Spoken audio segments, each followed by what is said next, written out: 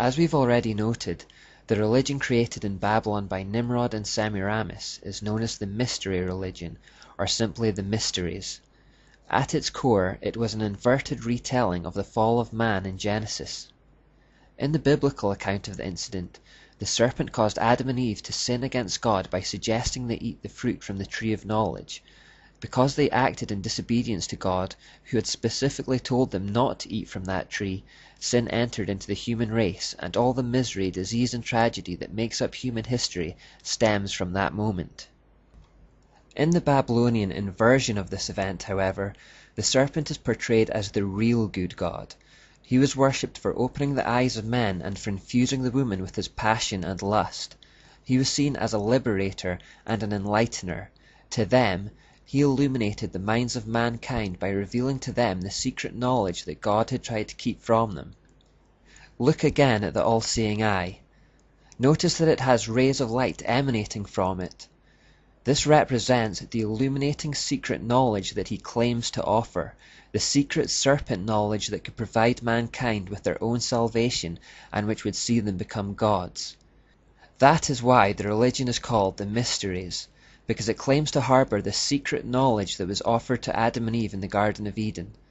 In the Mysteries, the true God of Abraham, Isaac, and Jacob, Yahweh, was portrayed as a wrathful deity of hate who was guilty of opposing freedom of choice. Because Nimrod and Semiramis set themselves up as the sun and moon gods, the religion was also based on a corruption of primeval astronomy.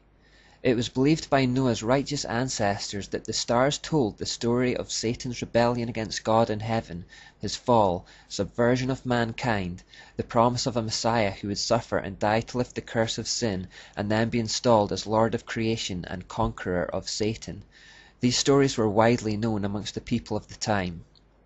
Semiramis, however, again inverted the story, and so in the mystery version, the stars of the sky told a different story.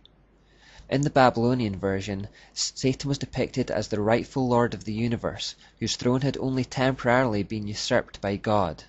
One day an Antichrist, a seed of the serpent, would be born of a divine mother, would become God himself, replace God, and return rulership of the world to the serpent. Semiramis claimed that this was the real, hidden truth concealed within the stories. This corrupt and satanic version is the origin of astrology, which still exists virtually unchanged today. The Babylonians didn't just believe the stars told the story of the universe, they believed you could divine the future of individuals through them as well. If the stars told the story of things that had passed, they could also tell the stories of things to come. They would therefore divide the sky into sections and give meanings to each section on the basis of the stars that are found there. According to the theory, a person's destiny is said to be determined by whatever section or sign he is born under.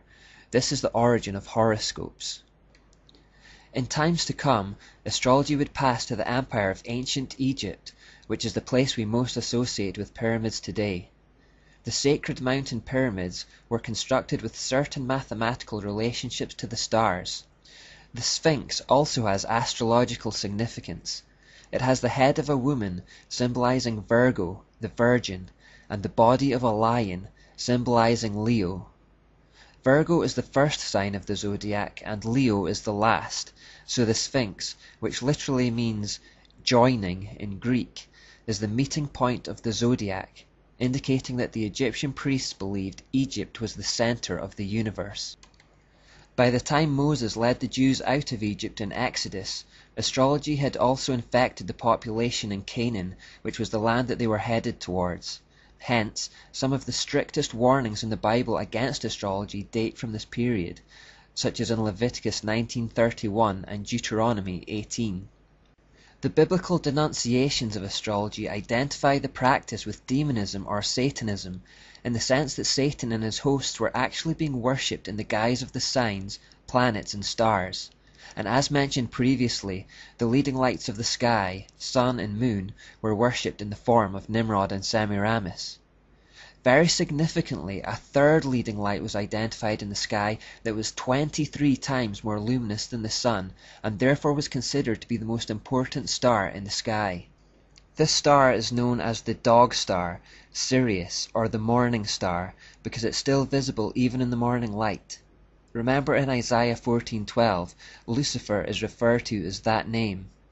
When allied with the sun and moon, the morning star completes an unholy trinity of light personified in Satan, Nimrod, and Semiramis. One of the key elements of the mysteries that I also want to emphasize is the hierarchical structure that they contained. The secret illuminating knowledge from the serpent was not to be freely distributed to the unworthy. You would have to become initiated into the religion and then work your way through ascending degrees of revelation and knowledge. This ascension through the levels was considered to be a journey from the darkness of ignorance to the light of knowledge, a process of enlightenment. Progression was propagated by a hierarchy of priests and priestesses, and were marked by fearful rites of passage and oaths of secrecy, which, if broken, would lead to death. Similar oaths of secrecy are sworn today by other hierarchical institutions, like the Freemasons and Jesuits, but more about them later. The further along in the process you were, the more enlightened you were considered. The more enlightened you were, the more you could look down your nose at the unenlightened. The hierarchical structure of the mysteries was designed to create inequality amongst men based on what they knew. It can itself be best visualized in the form of a pyramid or a ziggurat again, wide at the base and increasingly narrow as you rise through the levels towards the peak. The idea is that there is an average mass of people at the bottom of the pyramid who are ignorant, blind fools, with an increasingly small number of enlightened people towards the top. The very top, the capstone as it were, is Lucifer himself, the giver of light. If you've read or seen Harry Potter, you'll be vaguely familiar with this concept. In those stories, the name Muggle is given to the majority of people in the world who go about their lives utterly oblivious to the wizarding world that is actually all around them, or at least very close at hand. We are encouraged to think of Muggles as idiots, and indeed the Oxford English Dictionary has even picked up on the word and defines it as an individual who is clumsy or unable to acquire a new skill.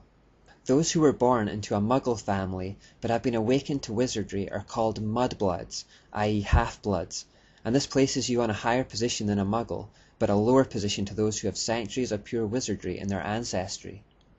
J.K. Rowling here, as in many aspects of her books, is actually giving insights into real occultism.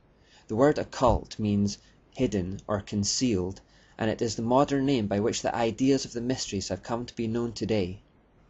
When you have people involved in the occult, the information, knowledge and power that they are trying to tap into is the exact same as that serpent knowledge which originated in Babylon. The idea of occultism retains the concept that there are a powerful, enlightened or illuminated few at the top who see things as they really are, and the rest are kept in the dark, mere ignorant fools. The enlightened few consider the average mass of people to be almost subhuman, like cattle, who deserve to be led like cattle and treated like cattle. This knowledge hierarchy is replicated in almost all occult societies today, like Freemasonry for example, and it fulfills an important function of allowing Satan to pervert by small degrees. Those at the lower levels of Freemasonry have absolutely no idea of what they are actually involved in. It is only as they slowly rise through the degrees that they have the true information revealed to them. By perverting in small stages and in the passing of time, people lose sight of just how far they're straying and can be led to accept things that they would otherwise have flatly rejected if they had been given the full revelation from the start. Just a little change here, a little change there, it's not so much. And yet with enough small changes and with enough time, a person or society can be completely transformed without even realizing it. This is one of the reasons why we must have a zero-tolerance policy with sin. The concessions we make today will form a link in a chain of concessions in future if we're not careful.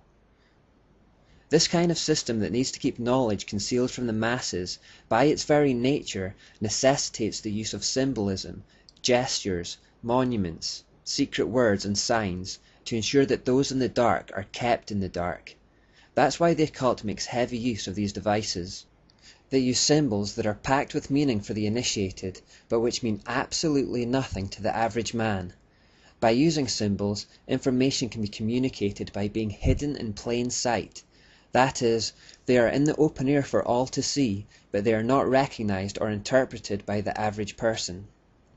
It is also for this reason that the occult always hides behind outward facades of neutrality, goodness, or even holiness.